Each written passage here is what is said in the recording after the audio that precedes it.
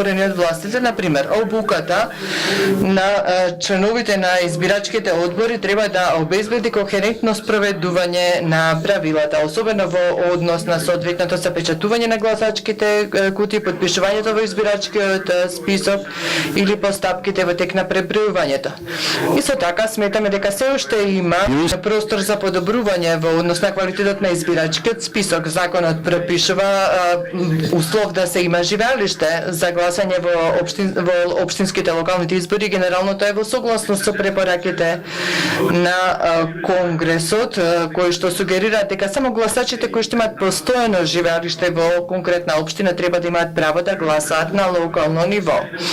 Препорачуваме понатамошно, одржливо, транспарентно ажурирање на избирачкиот список за да се спречат измами, манипулации и да се обезбеди поблиска врска меѓу гласачот и избраните представници во конкретна општина.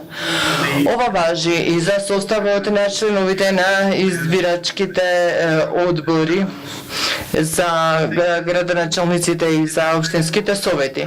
Сметаме дека во однос на представниците застапеноста на политичките партии, знаеме дека има 2 члена во избирачкиот одбор од двајца, со тоа треба да биде отсликана политичката ситуација во конкретната општина поскоро отколку генералната ситуација во парламентот.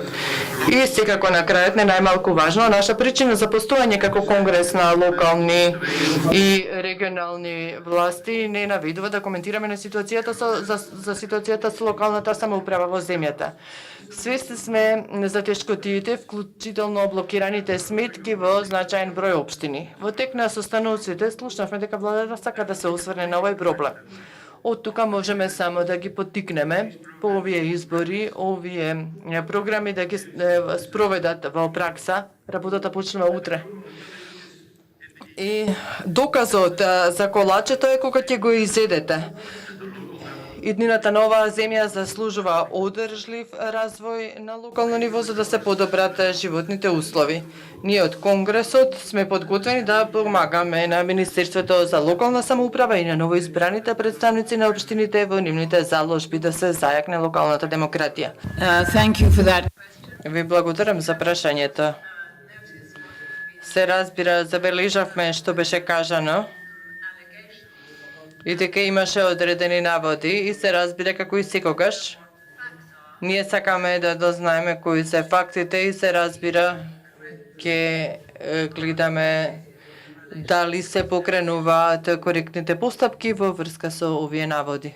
Би рекол дека јас неколку пати веќе сум бил наблюдувач на избори, а бидејќи самиот како кандидат имам учествувано неколку пати на изборите во мојата земја, мислам дека изборите без неправилности се неможни, бидејќи сите сме луѓе, а луѓето грешат.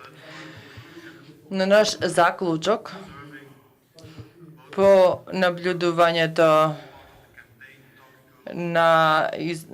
во име на Советот на кампањата, на делот кампањата и посетата на можеби 100 избирачки места, наш заклучок е дека изборите беа севкупно добро организирани, ситуацијата беше генерално мирна и генерално беше во согласност со меѓународните стандарди. Што не значи дека немало нерегуларности или дека не постои простор за подобрување. Секако дека постои и подоцна ќе се навратиме на ова.